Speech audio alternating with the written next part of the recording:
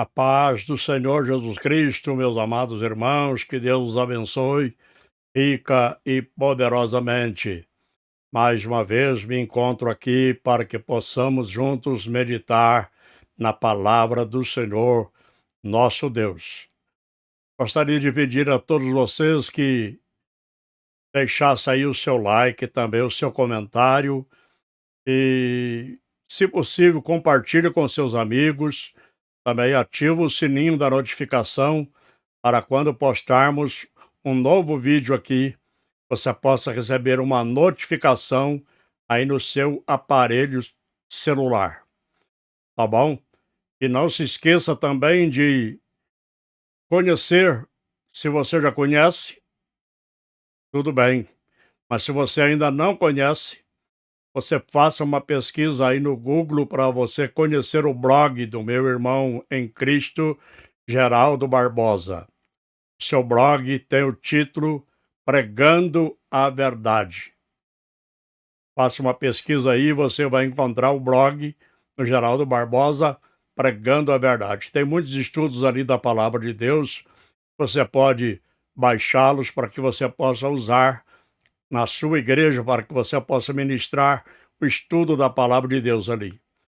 Tem vários temas aí que você pode escolher qual você quer para você ministrar o estudo na sua igreja. Blog Pregando a Verdade, do Geraldo Barbosa. Como sempre, nós vamos ouvir e assistir um hino para o nosso enlevo espiritual e depois nós estaremos meditando na palavra do Senhor, nosso Deus. Nossos irmãos Cláudio e Gabriele vão cantar o hino bastante antigo, o hino já tradicional, muito cantado, já foi gravado por várias pessoas, por vários cantores, e também é muito cantado nas igrejas. O hino intitulado Divino Companheiro. Vamos ouvir e assistir para a glória de Deus.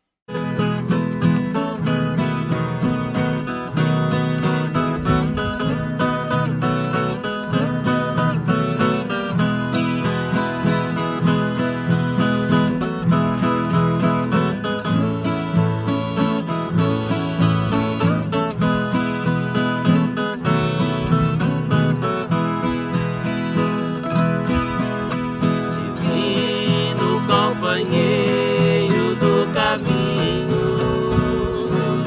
sua presença sendo logo ao transitar, já dissipaste toda a sombra, já tenho luz, a luz bendita do amor. Senhor, já se faz tarde, tens meu coração para pousar,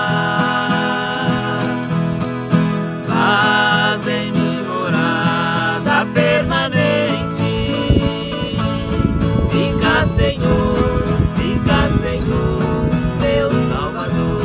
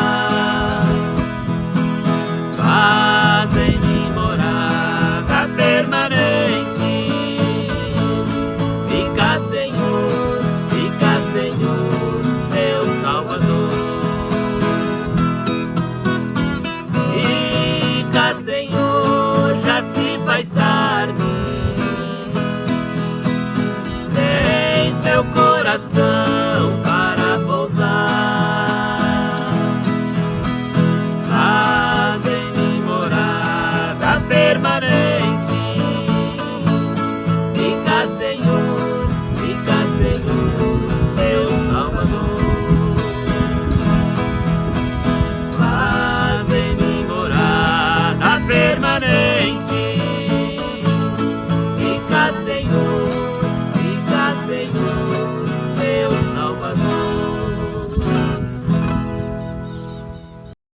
Amém. Nós acabamos de ouvir e assistir aí com os nossos irmãos Cláudio e Gabriele, o hino intitulado Divino Companheiro.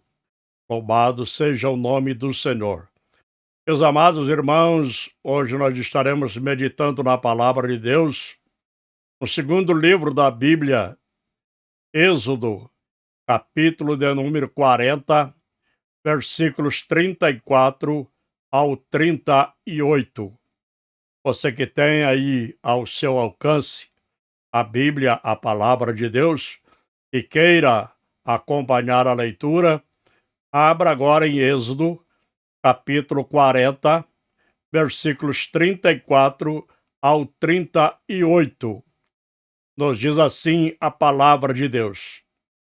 Então a nuvem cobriu toda a tenda da congregação, e a glória do Senhor encheu o tabernáculo, de maneira que Moisés não podia entrar na tenda da congregação, porquanto a nuvem ficava sobre ela, e a glória do Senhor enchia o tabernáculo.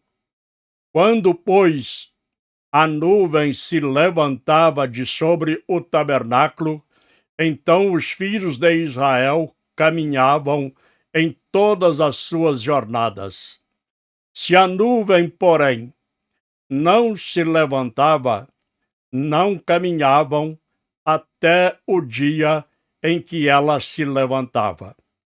Porquanto a nuvem do Senhor estava de dia sobre o tabernáculo, e o fogo estava de noite sobre ele, perante os olhos de toda a casa de Israel, em todas as suas jornadas. Amém. Amados irmãos, o tabernáculo, ou a tenda da congregação, era o lugar onde se manifestava a glória de Deus. Esta tenda sagrada servia de referencial para toda a nação de Israel. A nuvem da glória ficava parada sobre o tabernáculo. Quando a nuvem andava, Moisés ordenava aos levitas que desarmassem o tabernáculo e, junto com todo o povo, seguiam a direção da nuvem. Onde a nuvem parasse, o povo acompanhava e ali se acampava. A nuvem ia caminhando e o povo ia acompanhando aquela nuvem, e onde aquela nuvem parasse, o povo se acampava ali. E o tabernáculo era montado no meio do acampamento. Isto é, aquele tabernáculo, ele era móvel, ele era montado num lugar, o povo ficava parado ali por um pouco de tempo, depois que eles precisavam caminhar, o tabernáculo era desmontado, era carregado, eles carregavam, a nuvem ia na frente, direcionando o povo, e o povo ia acompanhando aquela nuvem. E quando a nuvem parava, o povo também parava e ali eles se acampavam. Armavam novamente o tabernáculo. O tabernáculo era montado no meio do acampamento e o povo estava ali. Esta nuvem acompanhou o povo durante toda a peregrinação no deserto em direção à terra prometida. As peças do tabernáculo e os seus significados simbólicos. Nós vamos falar sobre isso. As peças do tabernáculo e os seus significados simbólicos.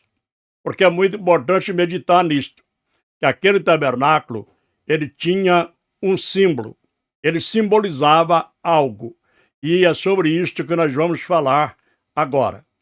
O escritor aos Hebreus nos diz, lá no capítulo de número 9, versículos 2 até o versículo de número 5, ele diz assim: porque um tabernáculo estava preparado, o primeiro, em que havia o candeeiro, e a mesa e os pães da proposição, ao que se chamava o santuário. Mas depois do segundo véu estava o tabernáculo que se chamava, ou que se chama, o Santo dos Santos, que tinha o incensário de ouro e a arca do concerto, coberta de ouro toda em redor, em que estava um vaso de ouro que continha o maná e a vara de Arão que tinha florescido, e as tábuas do concerto, e sobre a arca os querubins da glória, que faziam sombra no propiciatório, das quais coisas não falaremos agora particularmente, diz o escritor aos Hebreus. E nós temos o altar do holocausto, que está registrado em Êxodo, capítulo 27, versículo de 1 a 8. Esse altar do holocausto simboliza a cruz do Calvário, lugar onde Cristo foi crucificado por causa dos nossos pecados, por causa dos meus pecados e dos seus pecados e do pecado de toda a humanidade que existe na face da terra. Depois nós temos a pia de bronze ou lavatório. Está em Êxodo, capítulo de número 30, versículo 17 ao versículo 21. Esta pia representa a purificação e o início da santificação, que também é por meio de Cristo, é através de Cristo que nós recebemos a nossa santificação, e a nossa purificação também. Depois nós temos a mesa dos pães, que está em Êxodo, capítulo de número 25, versículos 23 ao 30. A mesa de madeira, ela representa a natureza humana de Cristo, e os pães simbolizam Cristo, o pão da vida. Porque o próprio Senhor Jesus falou sobre isso no Evangelho segundo escreveu João, capítulo de número 6. Ele disse: eu sou o pão da vida, ou eu sou o pão que desceu do céu, o pão vivo que desceu do céu. E quem comer deste pão viverá para sempre. Depois nós temos o candelabro. Está em Êxodo, capítulo de número 25, e no versículo 31 até o versículo de número 40.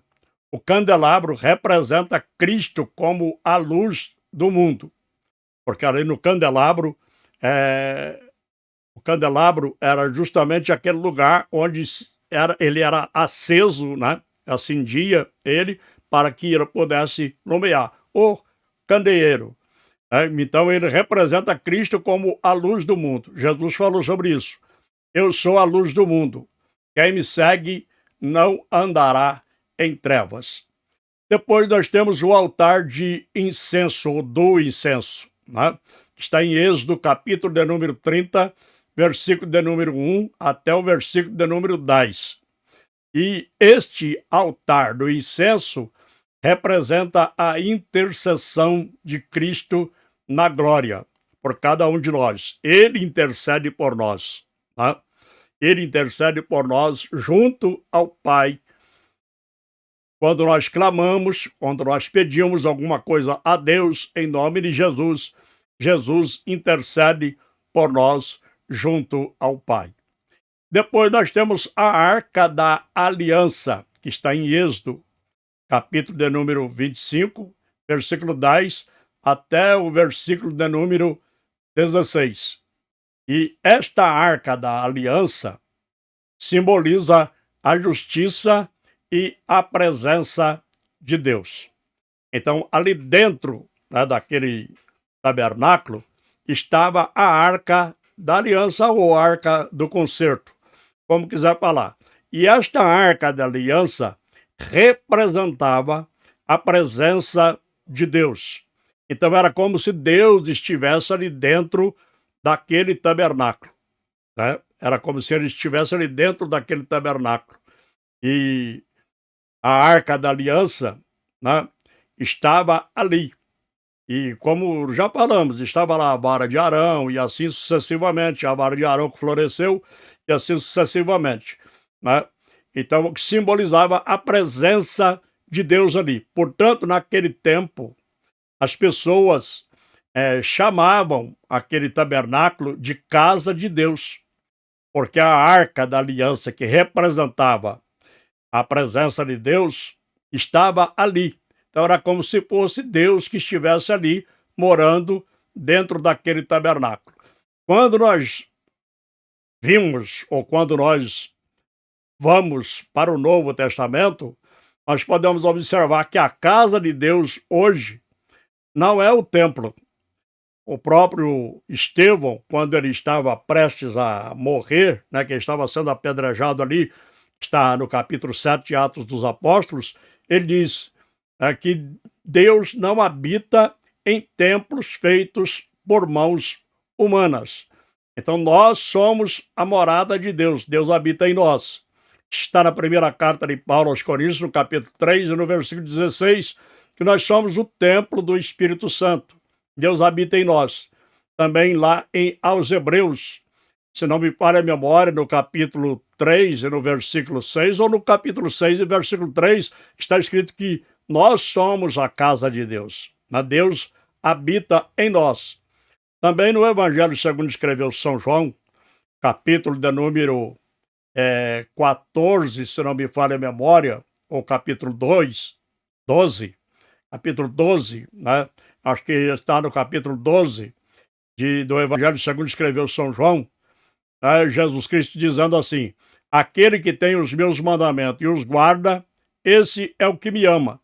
E aquele que me ama será amado de meu Pai, e o Pai o amará. E viremos para ele, quer dizer, para a pessoa, para o ser humano que serve a Deus, que está guardando os mandamentos de Deus.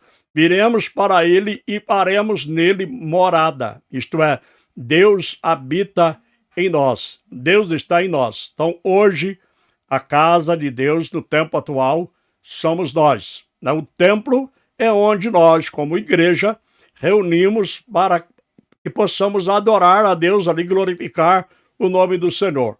Mas a casa de Deus somos nós, não é o templo.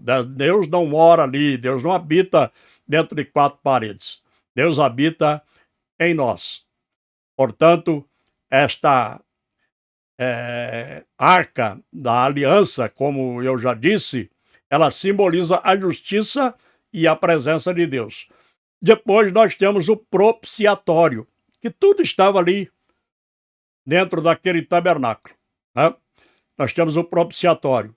Está em Êxodo, capítulo de número 25, versículos 17 ao versículo de número 22. E este propiciatório representa a misericórdia de Deus, lugar onde era derramado o sangue do sacrifício, e Deus aceitava como cheiro suave e se fazia propício em perdoar toda a nação de Israel. Então, este propiciatório representa a misericórdia de Deus. Todas estas peças eram uma alegoria e representavam uma realidade futura daquele que haveria de vir, e é Jesus Cristo, o nosso Salvador. O tabernáculo é sombra, alegoria, figura. Jesus Cristo é a realidade, sacerdote eterno. Materiais usados na confecção das peças do tabernáculo. Quais foram os materiais usados na confecção das peças do tabernáculo?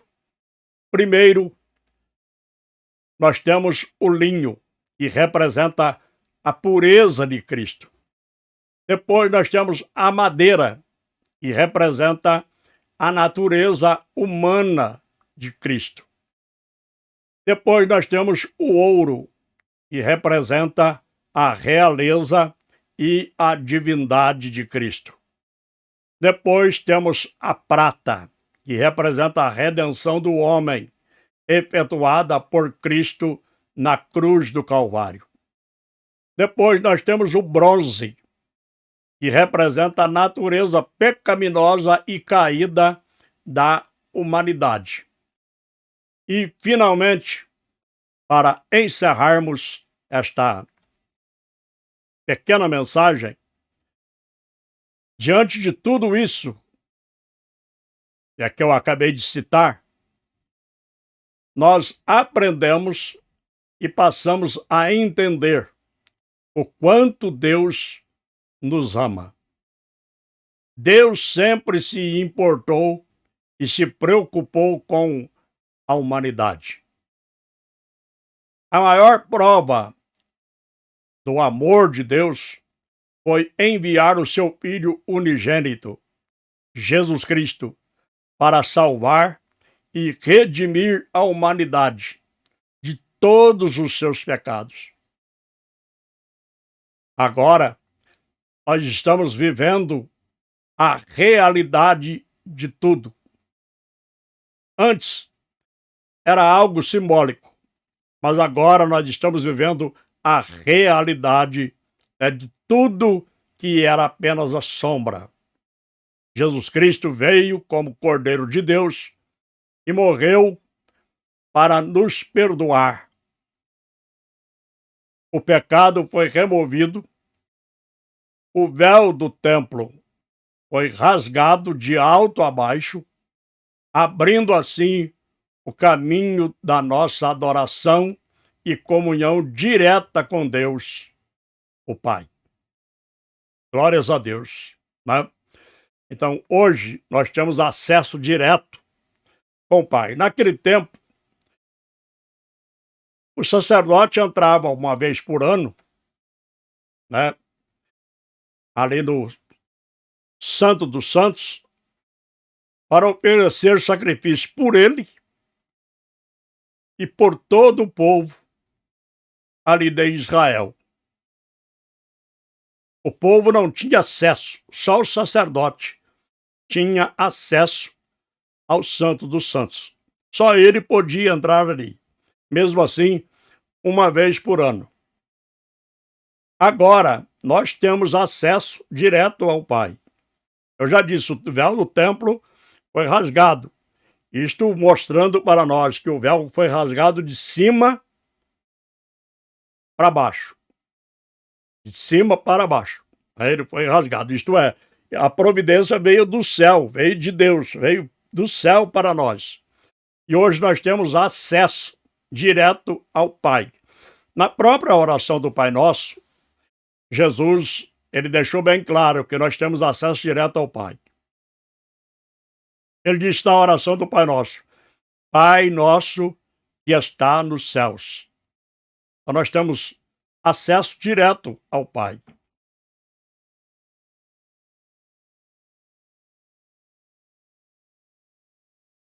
E graças a Deus por isso, né? Nós não precisamos de alguém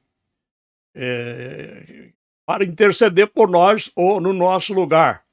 É claro, é muito importante nós orarmos uns pelos outros, os irmãos, as pessoas buscarem a Deus uns pelos outros. Mas mesmo que as pessoas façam isso, que nós façamos isto, oramos uns pelos outros, nós podemos também, pessoalmente, falarmos diretamente com o Pai, coisa que antes não tinha como, né? O sacerdote é que fazia essa intercessão.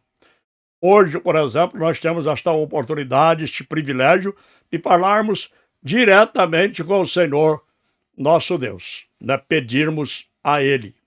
Então nós acabamos de falar sobre o simbolismo daquele tabernáculo, né? Nós acabamos de falar sobre o simbolismo daquele tabernáculo, sobre cada material que foi usado ali para a construção daquele tabernáculo, o que é que aquilo representava, né? Nós falamos sobre isso. Portanto, nós estamos encerrando. Que Deus te abençoe rica e abundantemente, e não se esqueça de deixar aí o seu like, deixar o seu comentário, também de se inscrever no canal e de compartilhar e também de ativar o sininho aí da notificação para quando nós postarmos um novo vídeo aqui, você possa receber uma notificação aí no seu aparelho celular, tá bom? Para você curtir, para você comentar, para você fazer tudo isso que eu falei, não vai te custar nada. E vai ajudar este canal a permanecer aqui, levando a palavra de Deus aos corações. Amém? Deus te abençoe, fique na paz do Senhor Jesus Cristo e até na próxima, se Deus quiser, em nome de Jesus.